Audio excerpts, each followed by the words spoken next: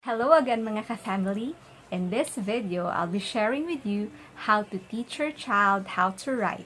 So if you're interested in this video, just keep on watching.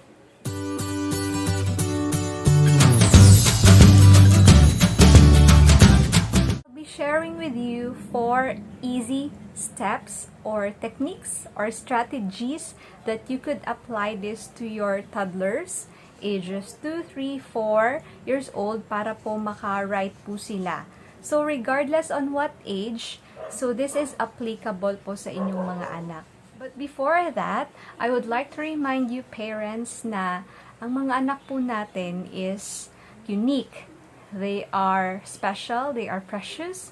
So, wag po natin silang i-compare yung kanilang development dahil po yung, like for example, may multiple kids tayo or may 3 anak tayo. Yung first child natin is napakagaling magsalita. Yung second natin is mahina sa pagsasalita pero nag-i-excel sa physical. So yun po yung tinatawag ko na each child has their own learning pace. And they have their strength and their weaknesses. So wag po nating i-compare ang ating mga anak sa ibang bata. Instead, i-work out po natin kung ano man yung mga areas sa mga anak natin na kailangan tutukan, yung mga tinatawag natin na areas that needs to be improved. Because lahat naman tayo, even tayo adults and even sa bata ay we have always have the room for improvement. So, yun po yung i-work out natin. So, ito na nga po, hindi na po natin patatagalin. First tip is provide preliminary activities for your child. So, ito pong mga activities na i-share ko po sa inyo is, pwede nyo po itong gawin even 1, 2, 3 years old para po mas ma-develop pa po ang kanilang mga fine motor skills, yung kanilang mga little fingers. So, mas ma-develop pa yung kanilang reflexes, and these are preliminary activities that they will, if they get into the real writing, mas ready na sila dahil fully developed na yung kanilang fine motor skills. So these are some fine motor activities for your child.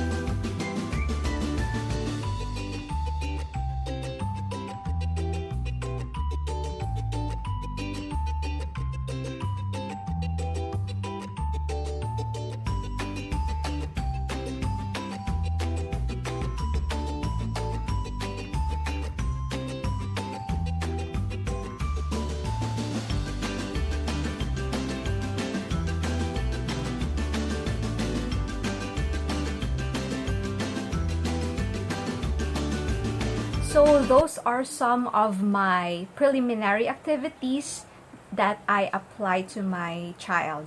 So you can be creative, mga mommies. You can use, you can be resourceful. Ano pong makita nyo dyan. Kahit nga po yung mga paper, pwede nyo po yung, naalala ko yung activity namin, yung pwedeng punitin. You can just rip the paper and then pwede nyo pong i-crumple yung paper. So, yan po yung mga samples para lang po talaga mas ma-develop pa yung kanilang fine motor skills. So, be creative and be resourceful. Don't need to spend money with that. And next tip po, number 2 is tracing po ito. Ito po yung, kumbaga, level up activity para sa mga anak po natin. If you think that they are ready for their grip in writing, mas na-develop na po sila and they can follow the lines, dotted lines. So, I have here books. Pwede ko pong i-recommend po ito sa inyo. These books are very affordable. So, you can start with these books. My very first writing book of patterns. So, these are set. Meron pong patterns, capital words, small words, and numbers. So, I would suggest that you start with tracing. This one, tracing lines. So you just let the child trace, then you instruct the child just follow the lines. So you use any writing material such as colors or yung pencil or yung mga markers, anything na gustong-gusto po ng anak nyo. Then this one, matching, then tracing ulit. Iyan po. It's very simple and I would really highly recommend this book para mas ma-enhance pa po yung tracing skill ng anak nyo. Then if you're done with this, so you can proceed to writing letters. So first is, mas turuan nyo po una yung anak nyo ng capital letter. Mas madali po yung mga capital letter kesa po sa itong small letter. It will follow. If they master already the capital letter, so small letters will follow. You always start with the easy letters such as letter L, letter M, letter O. So, I will share below kung ano po yung mga sequencing ng mga letters na pwede nyo pong ituro sa inyong mga anak. Again, develop a good habit of tracing. And also, I will link down below kung saan po ito mabibili. I will link our Shopee shop here in the description box para po mas ma-order nyo po ito if you're interested. After they mastered tracing, so it's the time that you will move on to writing their name. So, number 3 is you teach your child how to write your name. So, in writing their name, make sure na you will also trace the complete name. So, ititrace nyo po muna yung name nila, the complete name. Then, after tracing, if they have mastered that, that's the time that you can teach them writing their name with copy. So, i-provide nyo po yung copy ng buong name nila, yung full name nila. Then, you give them a grade 1 paper, yung may 3 lines, the blue-red line. Ito po, yan. So, allow your child to write. So, with this, wag nyo pong i-expect yung child nyo na perfect agad. So, don't expect perfection agad sa inyong anak kasi they are still learning. They are still copying their name. So, just be patient po mga mommies and daddies. This was also my experience when I first let my child write her own name without tracing her name. So, syempre po, may iba dyan ay baliko pa, yung iba ay hindi pa talaga naayon sa lines. So, it's okay. They are still practicing.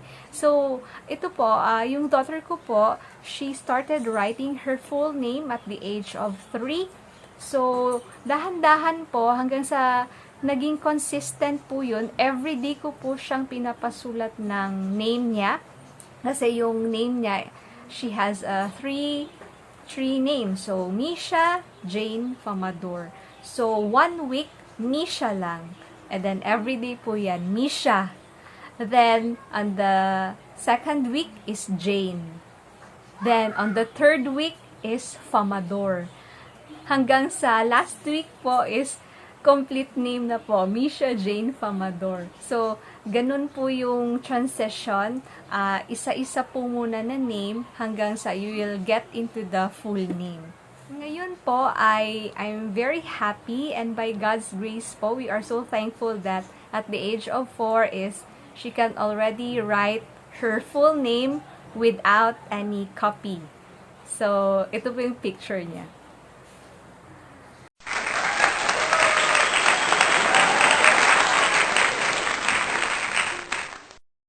Last tip that I can give is number 4 is write short sentences or phrases. So, in this level, writing short phrases or sentences, you can apply this to the mga ages 4, 5, 6 years old. Yung sa tingin nyo po talaga is ready na talaga yung mga reflexes nila, yung fine motor skills nila to write longer. Yung tipong hindi na sila mapapagod, yung tipong na-enjoy na nila yung writing. So, like for example, you you tell a story and then you let the child write. So you write, for example, the cat is fat.